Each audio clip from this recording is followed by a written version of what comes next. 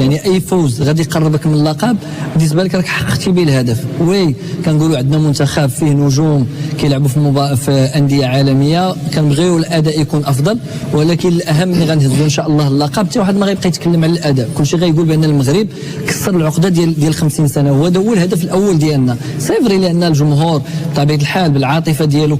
كيتفاعل مع المباريات من مباراه لمباراه، ولكن ما ننساوش بان كل مباراه عندها القراءات ديالها. ممكن ما كناش في ماتش مزيانين مع تنزانيا بالنظر كنتكلموا على الاداء ماشي النتيجه، ولكن ان شاء الله امام الكاميرون الحافز غادي يكبر. كتلعب يعني